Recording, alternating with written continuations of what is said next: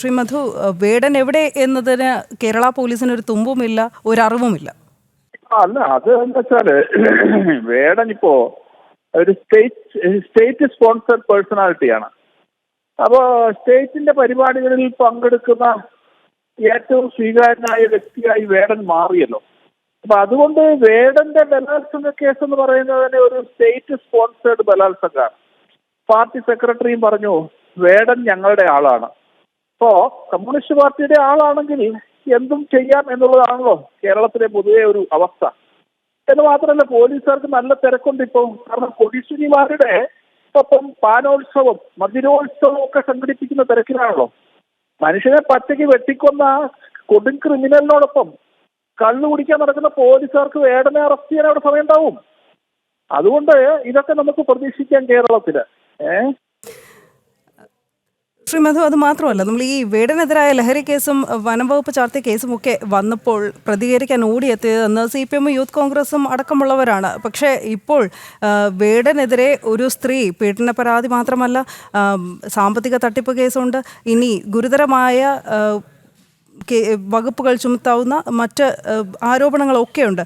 ആ കേസൊന്നും അറിഞ്ഞ മട്ടേയില്ല.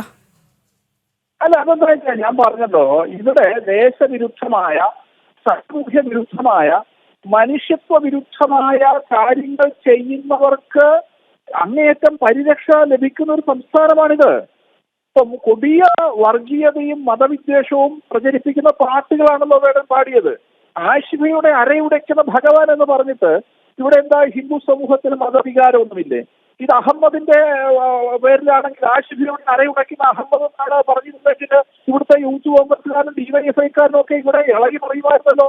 അപ്പൊ എന്താ വെച്ചാൽ ഇവിടുത്തെ ഈ ജനമൊഴികെയുള്ള ചാനലുകാരുടെ ക്യാമറമാൻ ഇതുവരെ ഛത്തീസ്ഗഡിൽ നിന്ന് വന്നിട്ടില്ലാണ്. മനസ്സിലായില്ലേ? ജനം പോലെയുള്ള ചാനലുകളുടെ ക്യാമറമാന്മാരെ ഒഴികെയുള്ള ബാക്കി എല്ലാ ക്യാമറമാന്മാരും ഛത്തീസ്ഗഡിലായിരുന്നല്ലോ ഈ കഴിഞ്ഞ ദിവസം വരെ. അപ്പൊ അതുകൊണ്ട് ഞാൻ പറഞ്ഞ ചോര കുടിക്കുന്ന ബുദ്ധനെ കുറിച്ച് പറയുമ്പോഴും രാവണനെ അറിയാത്ത വേടൻ, അങ്ങനെയുള്ള വേടൻ പറഞ്ഞ രാമനെ അറിയില്ല, രാവണനെ അറിയാം. സ്വാഭാവികമാണല്ലോ, രാവണനെ ആരാധിക്കുന്ന ഒരാളുടെ ഭാഗത്തു നിന്നുണ്ടാകുന്ന പ്രവർത്തനങ്ങളാണ് ഇപ്പം നടന്നത്.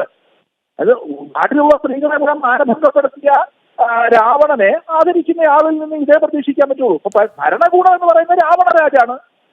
അപ്പൊ അതുകൊണ്ട് വേടനെ പോലെയുള്ളവർക്ക് അവര് രാവണനെ അറിയുള്ളൂ. കേരളത്തിൽ രാവണ രാജാണ് നടക്കുന്നത്.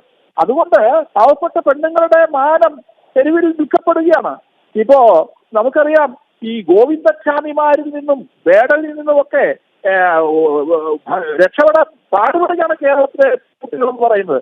ഒരുപക്ഷെ എനിക്ക് തോന്നുന്നു ഇപ്പൊ സ്റ്റേറ്റിന്റെ ഔദ്യോഗിക പരിപാടികളിലെ താരമാണല്ലോ വേടൻ.